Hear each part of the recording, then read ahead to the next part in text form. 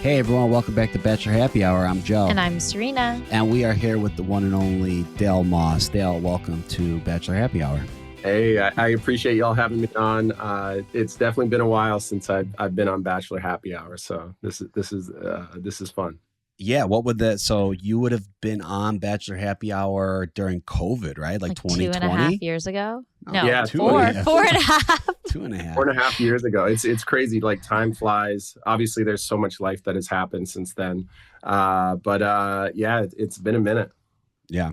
So for our listeners, if you don't recall Dale, he was on Claire's season, got engaged, didn't work out, but now he is back. Dale, going all the way back then, how did you get on the show in the first place, The Bachelorette? Yeah, so I was nominated by someone who's like a little sister to me in New York. I had never watched the show before, and she said that you're traveling all the time. All you're doing is working or on the road, but I never see you dating anyone.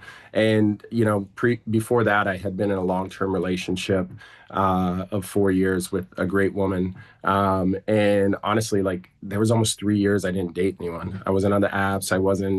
I've never been really a big dater. So she nominated me, and I told her, I was like, I'm not doing that. And then she was like, no, you got to see it through. And I was like, look, I'll take the interviews if they call, and then I'll go through the process, and then we'll just go from there. I got a call when I was in San Diego visiting my family, and that was kind of the start of it. And fast forward. I think I committed really late because it was just, a big decision for me. But, I loved the experience. It was something that was completely out of left field for me at the time. But kind of like this time, it's just I was doing a lot of really great things in my life, and I just wanted to give up control and just try a new experience. So, that's kind of how it happened. Nice. Yours was the season that was supposed to start filming, and then the pandemic hit and it got pushed, right? Yeah. And that's what a lot of people don't realize. So we were actually on set about to do Arrivals. And when right before Arrivals is when everything shut down, the entire world shut down. So and that was in March. And so at that time, the cast had been announced, like everyone kind of knew who could possibly be on. And I think we started filming in July. So you think about that whole gap that was in between. So it was a really unique experience. And we were just in a completely different world. It's hard to even recall the pandemic. For me at times, there's so many things I forget about it. But it was just a different time.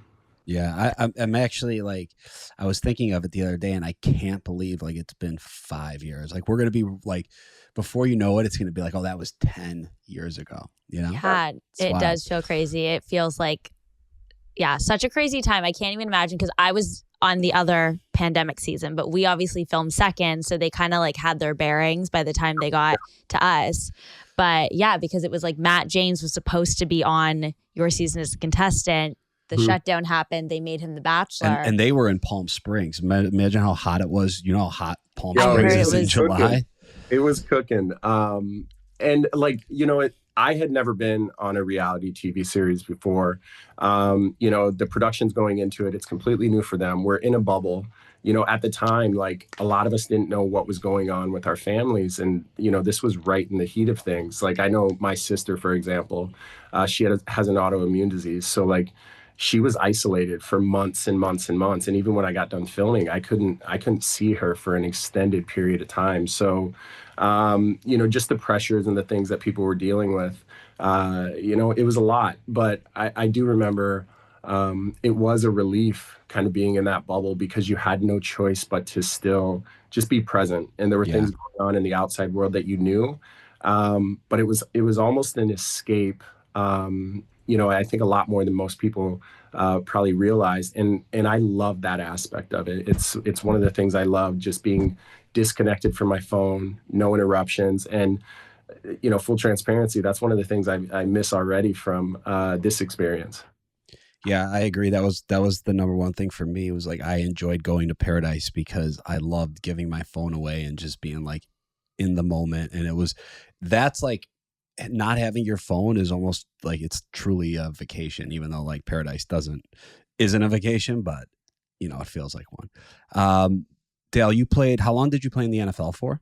So I was in the league for 4 years, and I bounced around. I was a college basketball and football player, got a shot starting off with the Green Bay Packers, and I finished my last 3 years with the Chicago Bears. And competing is always something that, I really loved. I had a shot to play in the league. It wasn't glorious. I had some injuries, was on practice squads and bounced around and things like that.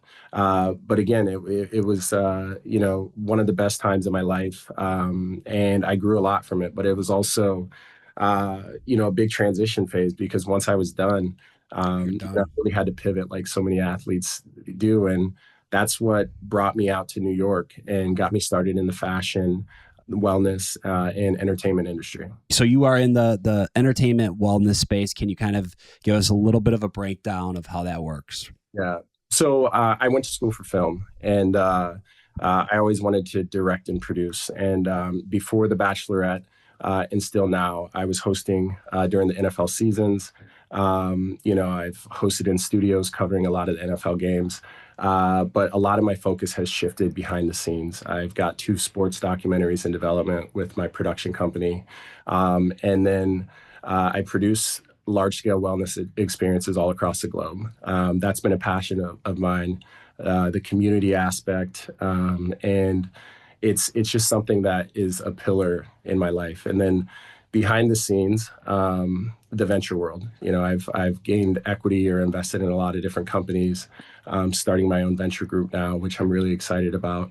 And, so there's like the front facing stuff, but I've always said, I'd rather build more wealth and different things behind the scenes just so I could live comfortably, just provide for my family, which is something we struggled growing up.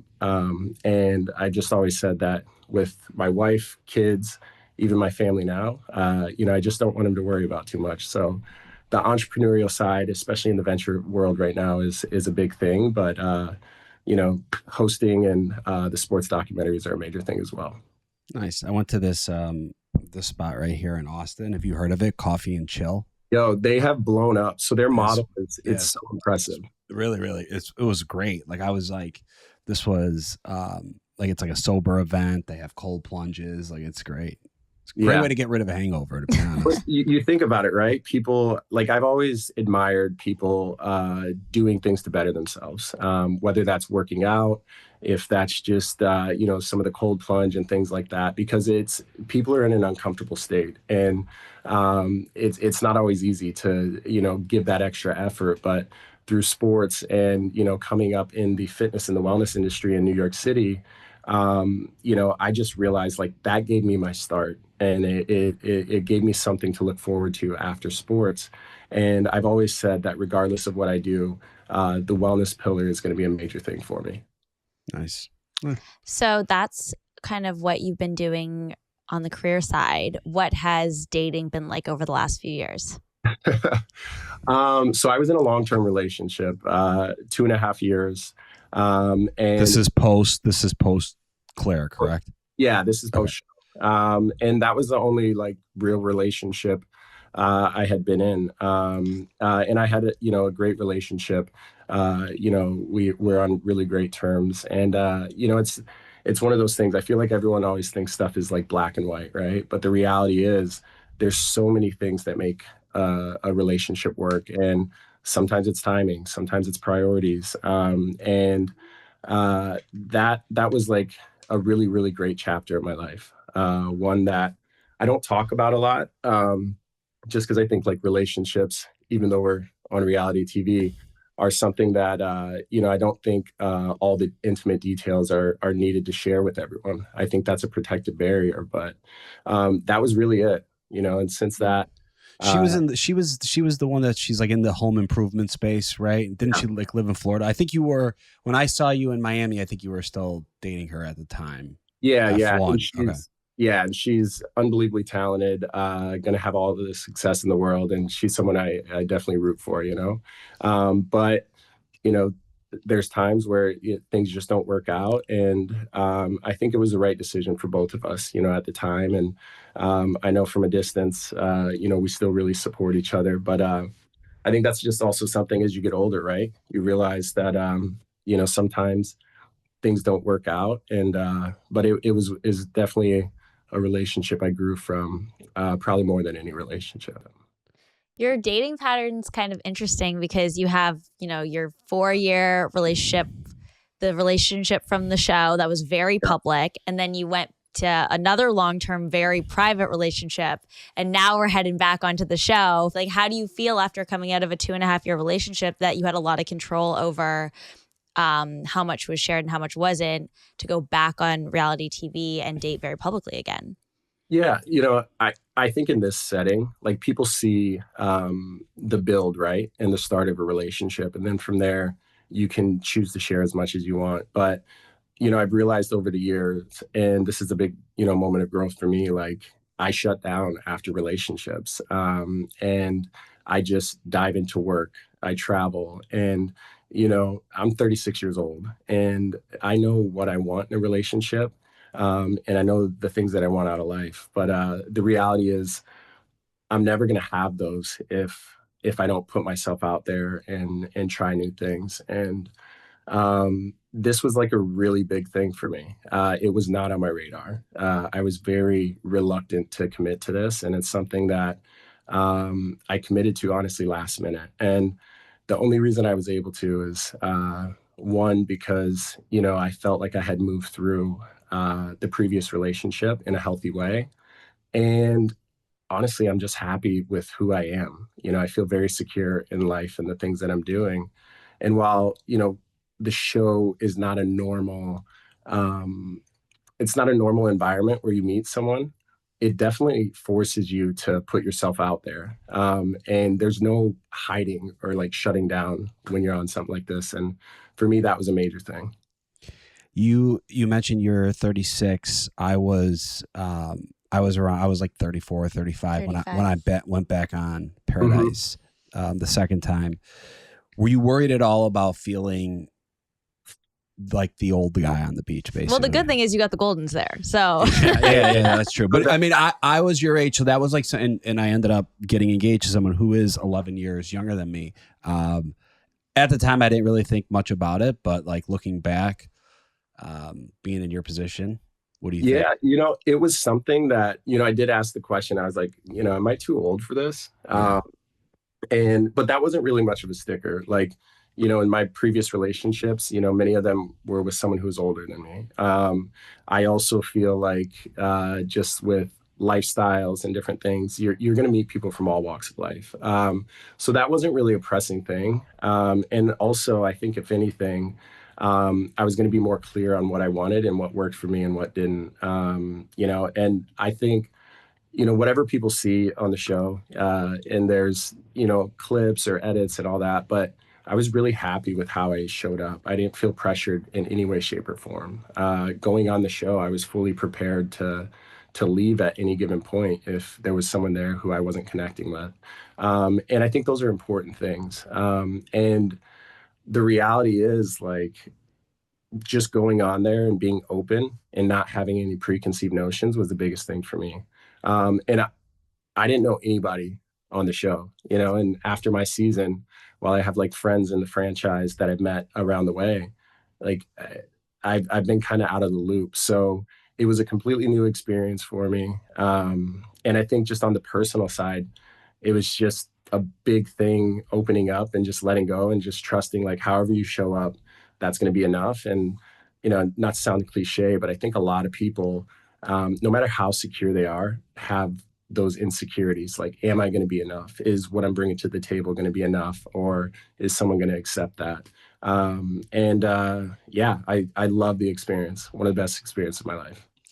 I think people's biggest question when they see that you're going on Bachelor in Paradise is going to be, what was the draw to go back to the Bachelor franchise after kind of this period of you being so removed from it? And you didn't really get, I would say, like, you didn't really get the true Bachelor experience. No, you had a very unconventional time on the show. Yeah, like you were there for a very short period of time. You were on a COVID season, so it was definitely different. Yeah, I mean, I didn't have the normal experience, and people didn't really get to learn anything about me. For me, the biggest thing was letting go. I'm very happy with where things are at in my life right now, but I also am in this pattern of I'm experiencing some of the coolest things in my life. Traveling the globe and doing all these things, but I find myself all the time like, how much does this matter? Because I can't share this with somebody, and there's my business partners and my friends, but I think a relationship is the most sacred and the most beautiful thing when you have the right one and when you have a healthy one.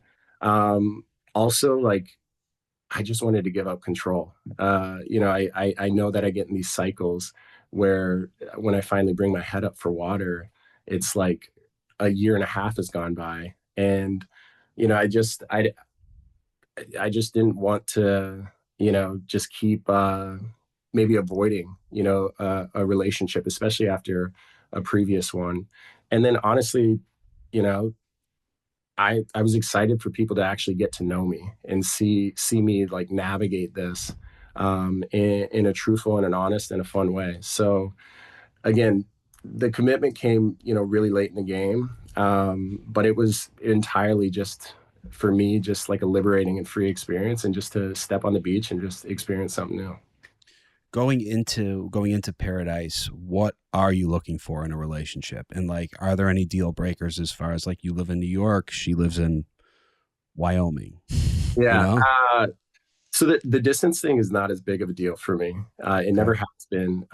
Fortunately, I can make my schedule kind of as need be. In previous relationships, I was spending more time with my partner than I was in New York City, even though we would be, across the country or, hours away.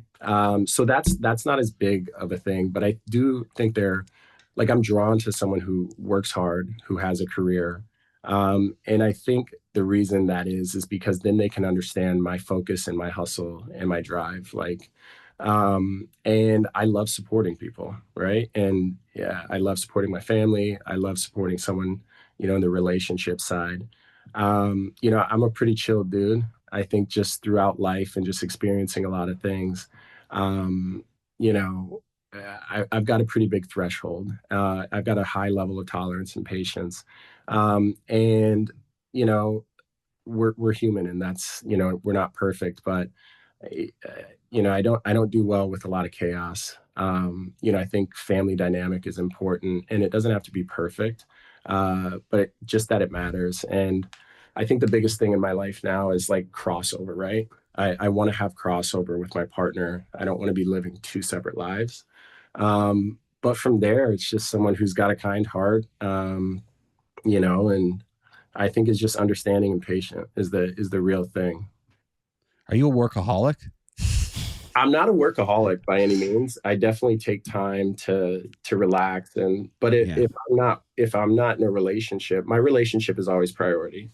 I build my work and a lot of the things around my relationships. In previous ones, there was never an issue where we didn't get to spend time together. But when I haven't been, I fill my time with the things that I'm passionate about, and you know that drive me. I love everything that I do. I don't feel obligated or pressured to do things, and I've worked hard to get in that position. But no, my relationship is always a priority, and there will be a lot of pressures that we have in life, and they won't always be even, but it's always going to balance out. But the relationship, for me, especially at this stage, it's always going to be the priority. You seem like you need to keep busy though. That's the type that natural. Like since the time I was a kid, like I'm go go go go. Yeah, I got to. I'm like that as well. That's kind of how I'm reading it from you. But like you definitely are giving off like you need to be constantly like you're not doing nothing today. Like you definitely have a full schedule after this. The biggest place that comes from is definitely like when I was younger. My dad was not always in the picture. He struggled with some drug and alcohol addictions, was in and out of jail and prison different times throughout his life. And, he has changed his life. We talk about this all the time. Like, these are things that, we'll share openly, and it's just a part of our chapter. But my mom had to carry that load, very heavily. And so as a family, I remember being in middle school working and helping my mom pay the bills, even though I was just like a basic check. Yeah. And the same thing in high school. And then my sister, like, we always had jobs. We paid our own cell phone bills. Like, and in college, I was playing two Division I sports, and I was bartending at night, even though I was on a full ride scholarship. My mom had some health issues, and my sister was, in high school, and my mom couldn't work that much. So I've always had this sense of, like, if I didn't execute or if I didn't succeed, my family would fall apart. And, I've realized over a period of time, I don't have to carry that burden anymore. Right. And I think, like, that just comes with time. That just comes with growth. And also just knowing that, my family, like, they're gonna handle their business. They're gonna get through. And, like, you can't solve all the problems for everybody. But right now, I'm just in a phase of my life where I feel like, for the first time since sports, like, I'm so clear and I'm so excited about the things that I'm doing. But the beautiful thing about it is, I'm not controlled by a schedule or an opportunity or a job situation. But I'm able to kind of create this life where everything can all weave together. But I like to go. That's the difference is I'm being drawn to things now in a lot different way because I'm excited. I don't feel Yeah. like I'm chasing it. I'm like running towards something. You're able to do what you want to do. Yeah, yeah. So um, Nice. yeah, but I definitely grind, and I still hold on to that. Like, I want to build a foundation right now for my wife, my kids, my family. Like, money isn't everything, but I do want to live like a life where we never have to think about going out to eat anywhere. If we want to travel, we can do that, because those are the things that I never experienced. And I feel if you have a healthy relationship and you have those resources, like, I just saw, like, money issues were a big thing growing up for me that I felt like caused a lot more issues than they needed to. So I'm not controlled or consumed by it. I just think, like, I want my family to be secure so we can just enjoy life, in the best way possible. Yeah. Were you, when the cast, you get down there day one, you said you didn't know anyone that was going to be there? I literally walked on the beach. I didn't know a single person. And then Okay. conversations, people are like, "Oh, do you know this person, this person?" I was like, I don't know who that is. Like, and it wasn't a bad thing. It's just, I had my experience on The Bachelorette, and, I have friends that I've met, but I think sometimes, like, I get so hot, like, head down, or it's like kind of, it just wasn't a chapter of my life after the fact. So, and not in a bad way. I was just kind of marching to the beat of my own drum. But, I think it was a good thing that I went in with no preconceived notions, that I didn't know anyone. And I honestly loved it because I was meeting every single person for the first time, exactly how I saw them. And, they're like so much love for everyone down there. Like, I had such a good time, and, like, so many just great people. Did you get any advice from anyone before you went down? I was talking to a few friends, and they were literally just, well, it was private. No one knew I was going on. Like, so I knew people who had gone on before, and the number one thing was just, like, have fun and be yourself. But no one knew I was going on. Obviously, there's confidentiality and everything, but I didn't even make the decision, like the final decision, until 4 or 5 days before we had to be there. Oh, So wow. Nice. yeah. So, and, I felt really comfortable with the idea of a new production team. This was going to be an entirely new Bachelor in Paradise. And I think that's one of the biggest things for me, why I was willing to do it. Right. I think, a fresh take. And it was just something fresh and new. So, like, everyone was going to get a new experience. And I think that is something that is so cool because if someone had been on Paradise before and they might not have had the best experience, that's like all wiped out. So you're walking into this fresh slate. And I was going to show up as I am, like, regardless. But I think that the number one thing is always just like be yourself, but have fun. Like, don't be afraid of like being too polished or this or that. Just be yourself and have fun. And that's what I did. Paradise is definitely an easier setting to allow yourself to be yourself, in my opinion. Yeah. It's way more chill, way more laid back. You're on a beach and you could really, like, after a few days, like I really struggled day one, my second time in Paradise. Wow, your eyes really fucking lit up there. I really struggled day one because in my head, I definitely was, I felt like, I felt like the college kid back at like the high school party. I was like, what am I doing back here? Like, why did I come back? Did you have any of those feelings when you actually got to the beach of like, did I make a mistake? Because now I'm kind of like, I'm here. Or like when I was walking on the beach, this is before I even talked to anyone. There's that moment of, it's like kind of hits you. You're like, damn, I'm doing this the right decision. Right. Yeah. And then people would make jokes like, cause I was a little older or whatever, but it was truly like all love. And I think the hardest thing for me, and I knew this going in, like the idea that you have to like, it's almost like a speed dating a little bit, right? Or just getting to know people, and the time moves so fast and all of these things. And that for me is so out of my norm. Like, I've never been on a dating app. Like I said, I'm not a big dater. I have a lot of friends who, are women, and we like never crossed the line. And I'm just like, I don't know. Like, I've never, like, even the idea of like when people date multiple people, like that is so foreign to me. So that was the biggest challenge.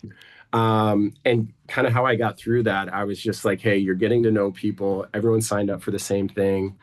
If anything, people were more comfortable than me because they'd been through it or were, understood the lay of the land more. And I was just like, just be very, very clear. Even if it's not always the easiest to be that way. And I always said, like, I don't like there to be gray area. And I didn't want to leave a lot for interpretation. So as long as you like stand on that, like you're going to be good. So that was the biggest difficulty, but you get in the moment, and everyone's kind of there for the same thing. And at the end of the day too, it's like, if you're trying to find something, you got to put yourself out there. And that's a big thing why I went on the beach, because, that's something that's not always the easiest for me. Yeah.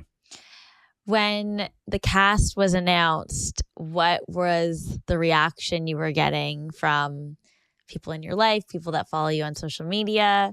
Yeah. Because you were definitely the biggest, I would say, like shocker name. For sure. Yeah.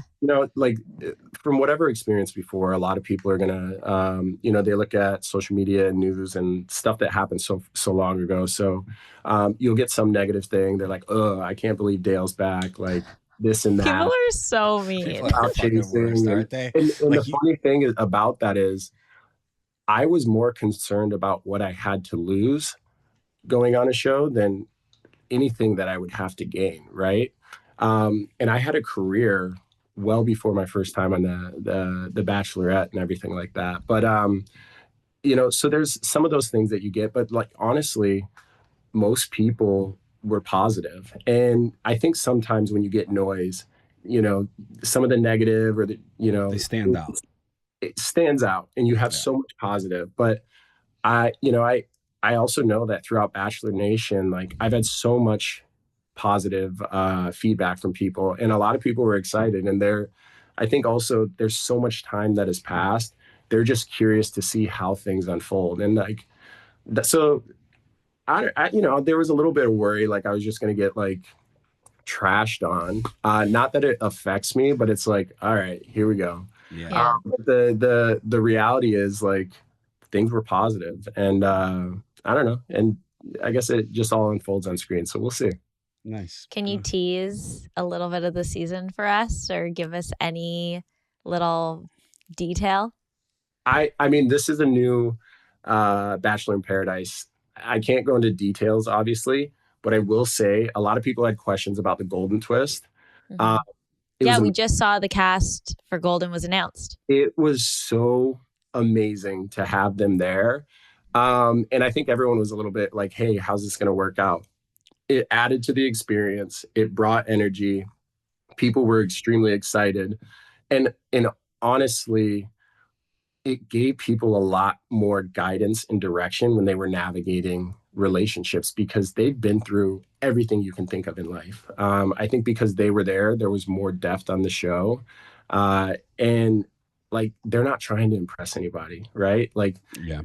they don't care about a lot of things, like the social media aspect or whatever. Like, most of them, they use it, but they've lived a life in full. So I think people are really, really going to enjoy that addition. And for me, that was one of the most amazing things about it throughout. And I utilized the Goldens early on for, like, you know, just guidance. And I think that's the best thing that they provided. And they had a lot of fun.